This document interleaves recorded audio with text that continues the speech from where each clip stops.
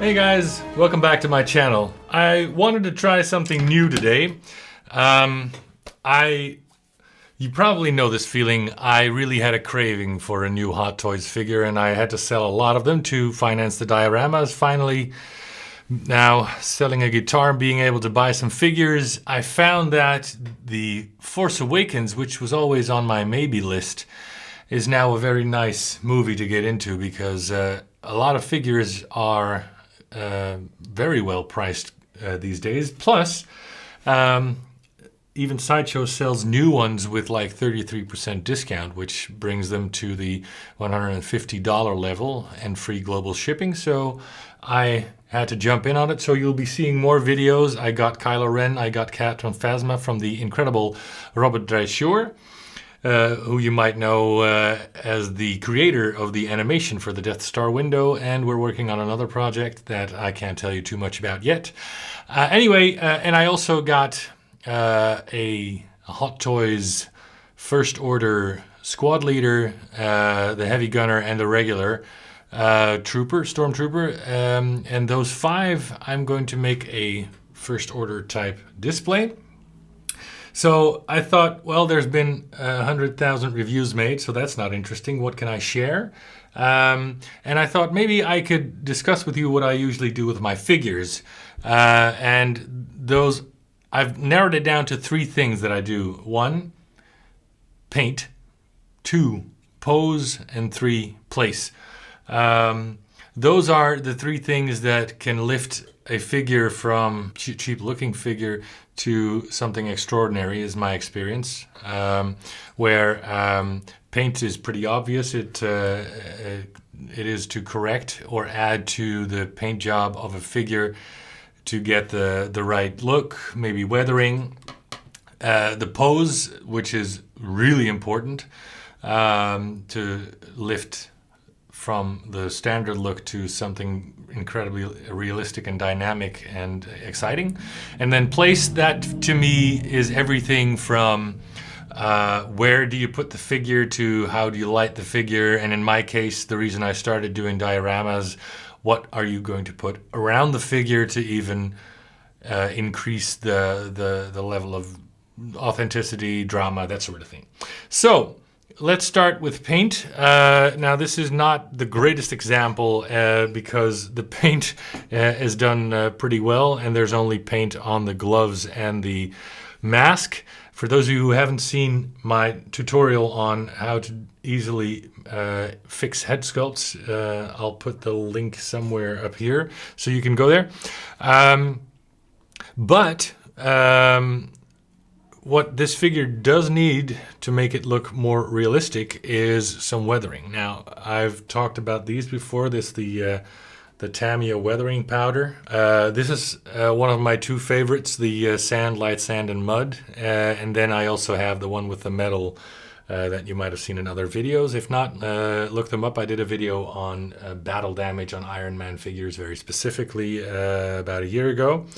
Let me put up a link there too. Because what this can do is give a little bit more life to the figure and make the details pop a little more. So what I'm going to do next is going to freak out a lot of collectors, but yeah, well, this is what I do. So those of you familiar with my channel, you're probably familiar with what I'm going to do. Because I've looked up some reference material from the original costume that's been displayed somewhere or other, and I'll put up a picture now, and you can see that it looks a lot flatter and a little dustier than the very shiny suit you see here. So, especially on the sleeves, so I'm going to add some light sand and then get my finger wet and then just sort of blend that in. And what that does, as you can probably see, is increase the contrast and show the nice, what is this, ribbed material. Another trick to do is to do this on some creases strategically. Now, when I'll pose the figure, you'll be able to see what I mean there. Because with this sort of flowy gown, I really want to use the flow with my other trusty friend, double-sided tape, to keep everything in a dynamic position, because even though there are some subtle bits of wire in the lower part of the robe here and in here too, it's not enough to get everything flowing and looking the way I want to. For those of you who are either a lady or have a lady of the house, this mattifying powder I've found is also a more subtle way to get the same effect. I always encourage you to try different things because almost everything can be either toned back down or at least or maybe even fixed completely. So don't be afraid to experiment is what I'm saying. So let's see if the camera is picking that up. Yeah, so it already looks a little bit more worn and flat and uneven, which is exactly the look we're going for. And we're going to be doing that all over the costume, where at the edges, you'll want to do a bit more of that, because that's usually where it is naturally a bit more worn and dirty. So let me give you an example of a crease that I would suggest highlighting. Is something like this. Maybe even something like this. Now, I realize that part of this is just me and my thing, the thing that I look for in a figure, but it's my experience that when you do this correctly, there's just more life to the figure. There's just more realism, and realism is exactly what we're going for. Especially if you fix the pose, if you then get the environment and the lighting right, then you can have something really spectacular. But I'll put up a before and after picture both at the beginning of the video and here to demonstrate and show you what I mean. Looking at the back of the figure, it may illustrate my point better. We're looking at a really pristine and shiny bit of fabric, even though the look they're going for in the costume is rough and slightly tattered, like Kylo Ren's lightsaber, both in hilt design and the beam that is quite rough. So that's really the look we're trying to get across. Everything about him is rough and unpolished.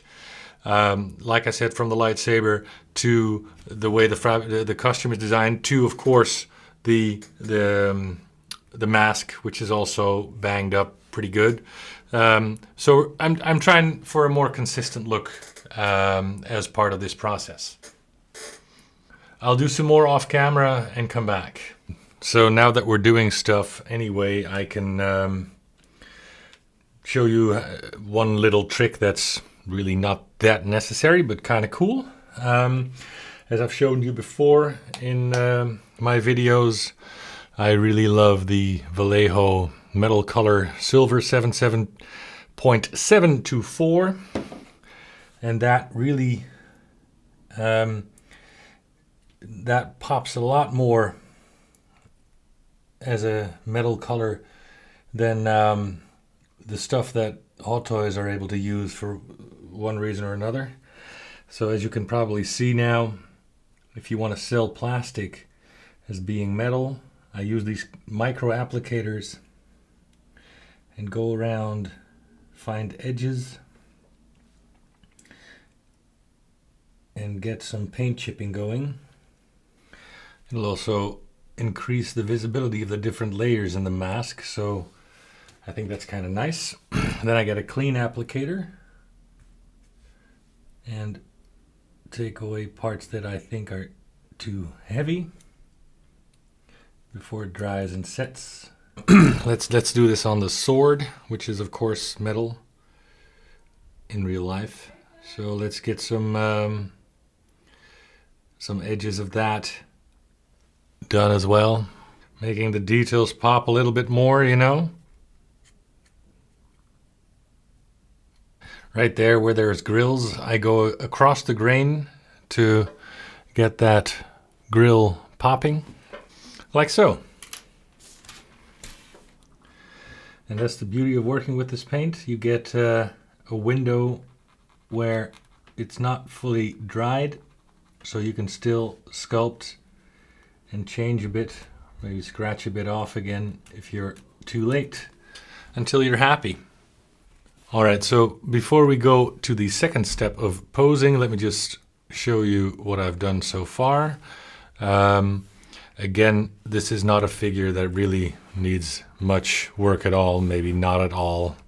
I just really like getting the most out of them, giving them my own twist, and getting closer to the look I see in the actual costume. So, but if you look at the images from the real costume, we're actually a lot closer now. So, important work had to be done on the sleeves to get that closer to the actual movie suit. I did some metal chipping on the belt buckle and a little bit on the lightsaber hilts, just because I could. So now that we've done that, let's move on to the most important part of this particular step, and that is the posing. So moving on. Now, the step 2 is the pose, and a lot of this will come down to working with the fabric. If you want to make something look realistic, then the fabric is a very important part. For those who have the Princess Leia episode 4 know what a pain in the butt the dress can be. Now, for something like this, I would normally start with water treatment. I would use demineralized water. This is important so you don't damage anything. And then that would help the drape of certain lighter fabrics. However, this is quite heavy, and the water treatment won't do much, if at all.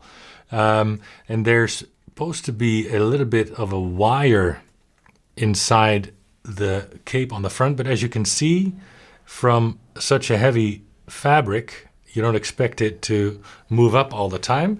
So I like to use double-sided tape, and we're going to start out with the hood, but the double-sided tape will come in most handy for the very dynamic pose with sort of like the windswept effect I'm going for with the well, what are these? The robe parts. So I have this double-sided tape, and as you can see, it's very narrow double-sided tape. The advantage to that, of course, being that it'll allow me to make very small pleats in fabric, or just in general use small applications.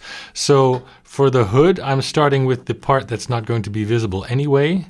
Press down well on both sides, take it off the protective red backing.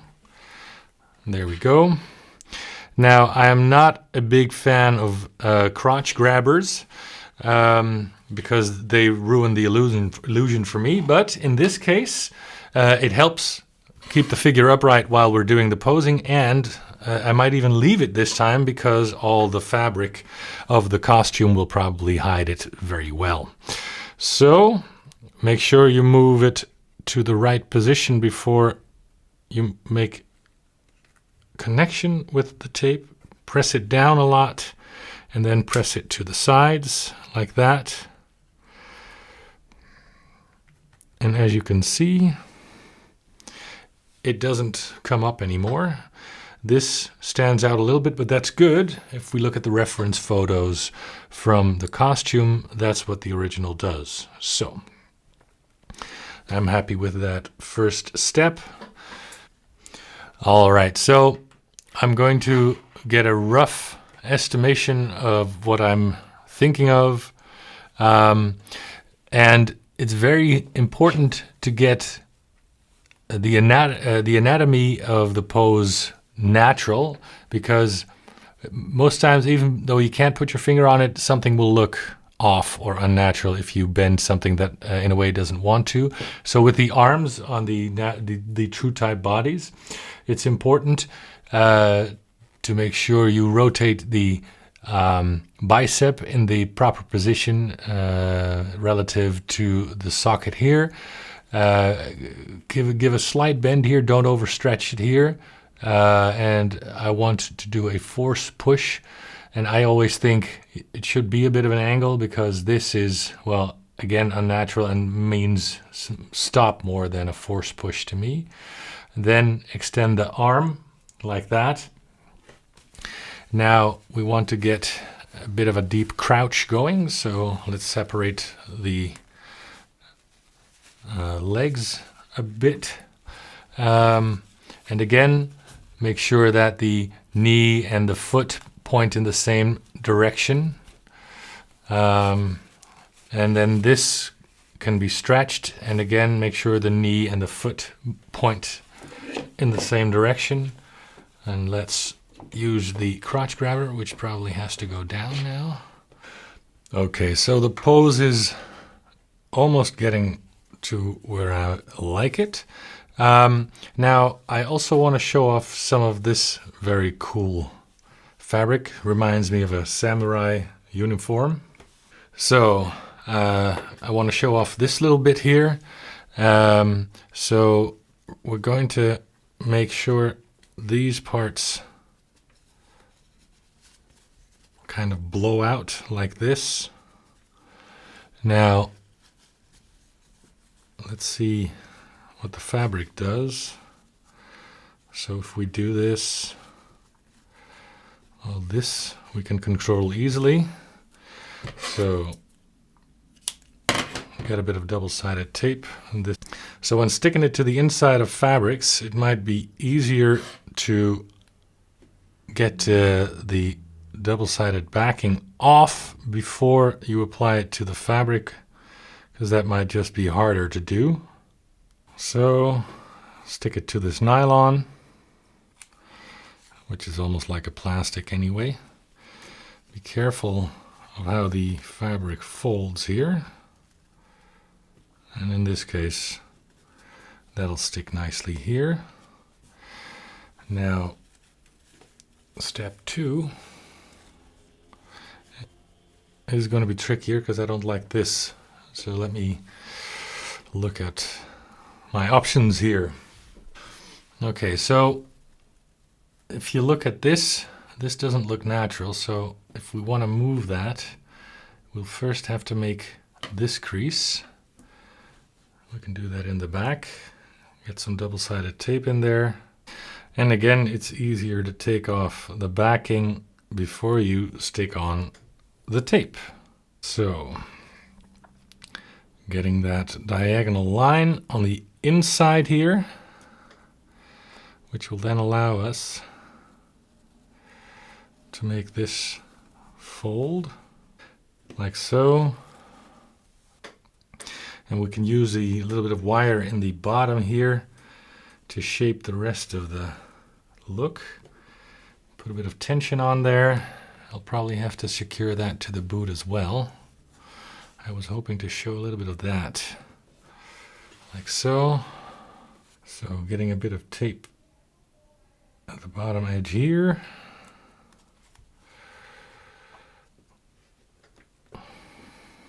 Like that. That looks better already. Okay, so I've been away from it for a night.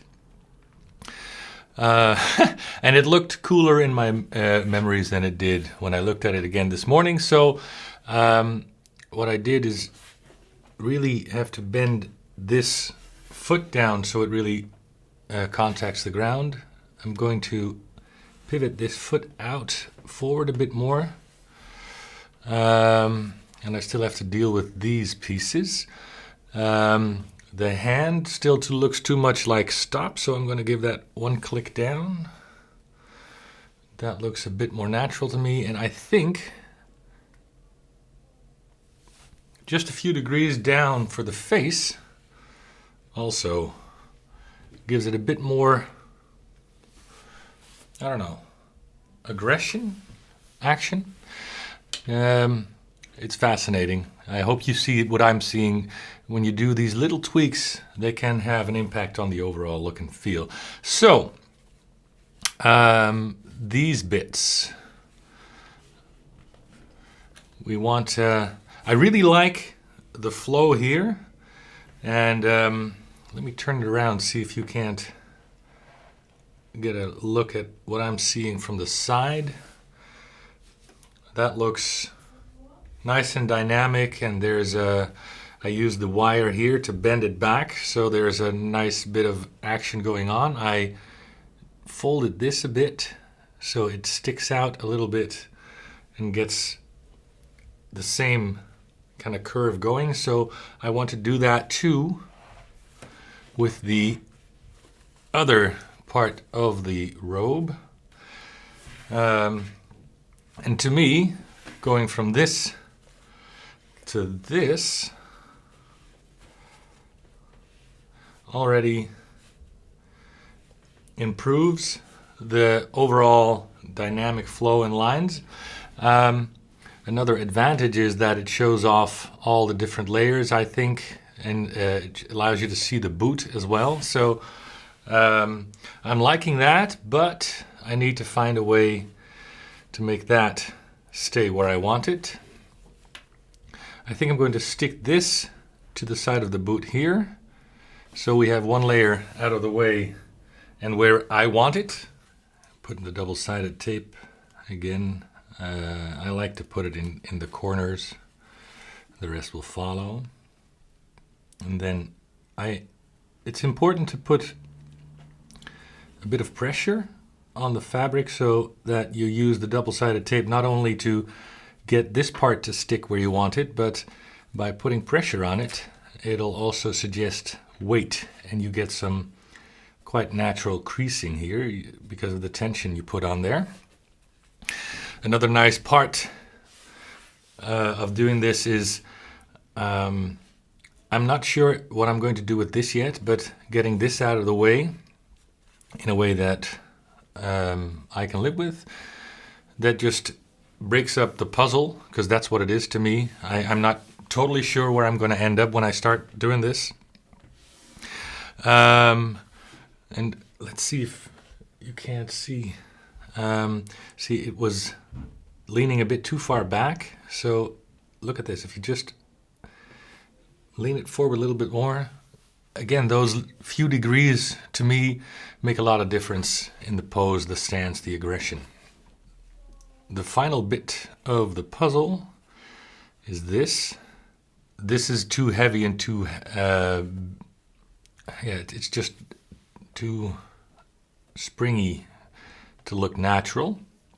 Again, if you get the right folds in there and the right position, then the fabric looks a lot more like it would in 1:1 scale, where the density of the fabric is more in scale to its length, whereas in 1/6 scale, getting it as thin as it would be on 1:1 scale, you get paper-like stuff that you can just rip up. So that's something we have to deal with, and that's why I like folding, water treatment, and in this case double-sided tape.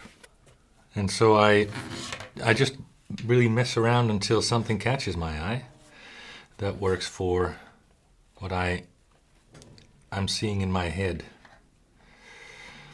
So that's the only thing I suggest doing, getting an idea of what you want to convey, because otherwise you're not working towards anything.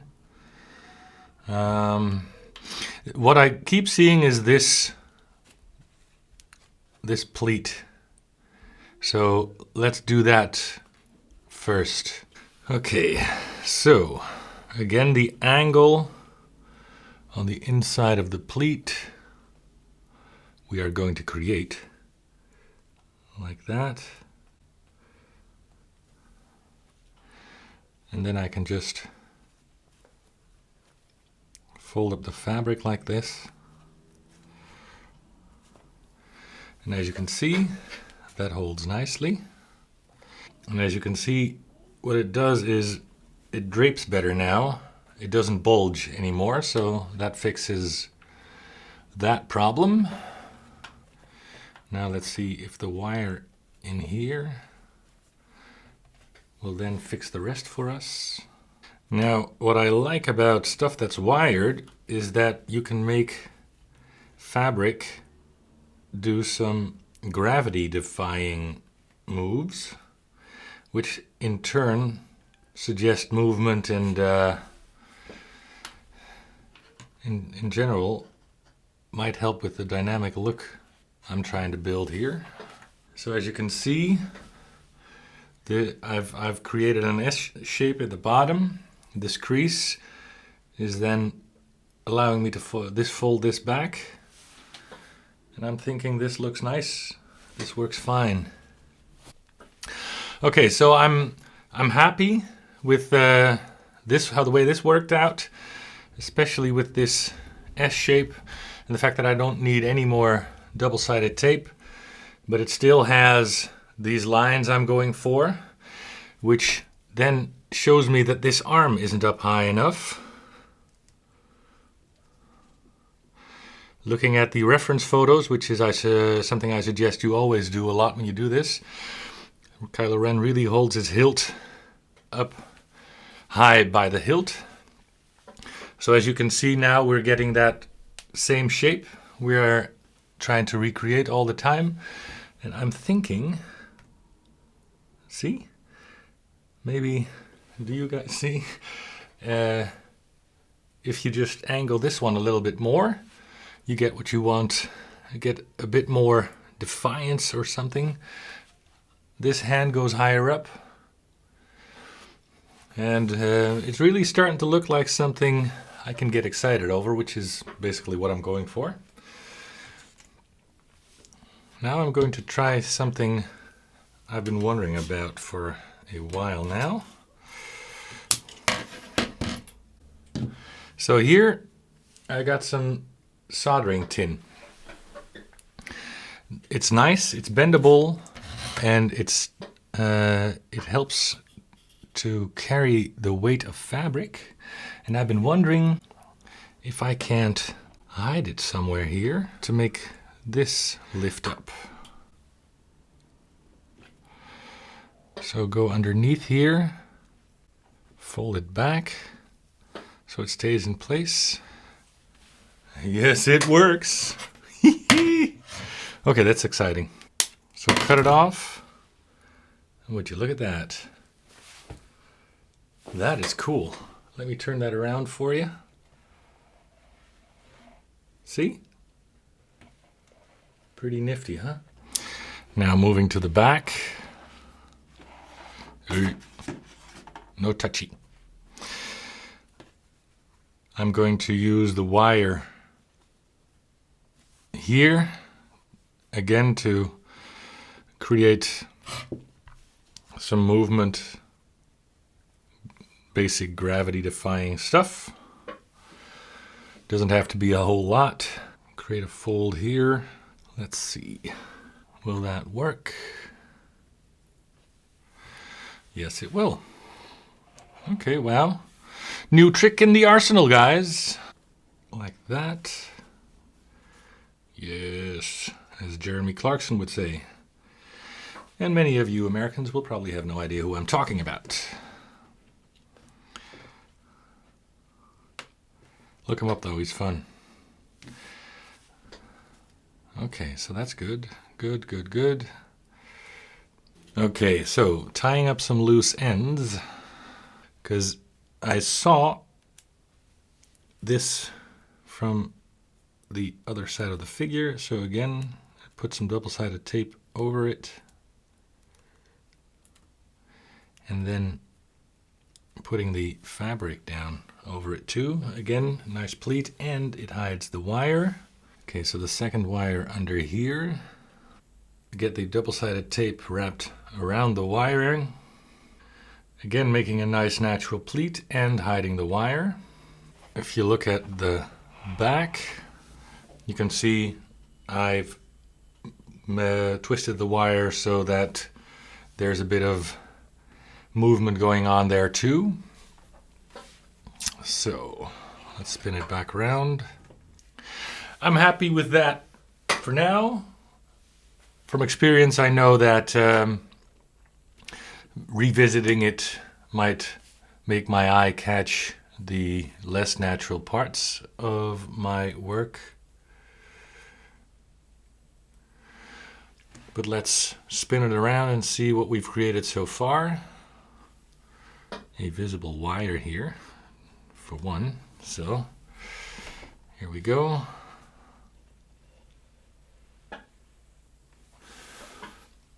Okay, looking at it from this angle, I can see some unnatural stuff with the head. Yeah, that's probably better. See how this flows in several directions, and then this stands out. I think it's quite nice. I'm quite happy with how that turned out so far. Make sure both feet touch the ground, even though getting him to just land on his toe here is not bad. I'm bending up this part of the wire. Hope you can see then we get a little bit more flow. So,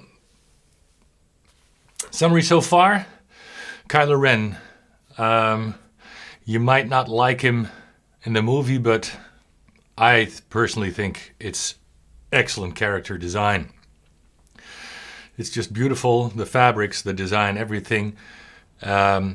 And it's a very rough, edgy character, and that shines through in the roughness of the lightsaber, the hilt, the roughness of the edges of the costume. So I wanted to show that in both the pose and the weathering. I mean, a character like Kylo Ren, especially in a battle stance like we have right now, shouldn't be all clean.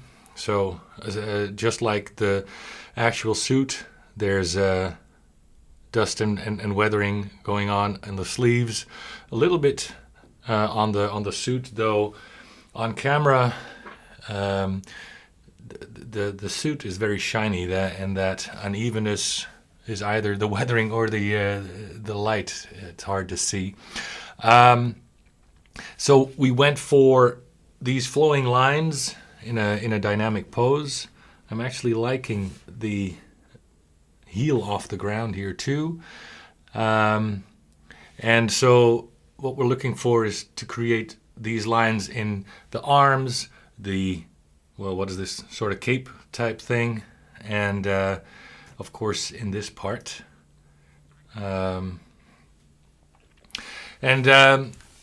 I'm very happy with what we've gotten so far. Let's put it aside and move on to the final thing I always do, and that is place. The character needs context, and of course I like that context to look as realistic as possible. So let's see what we got there.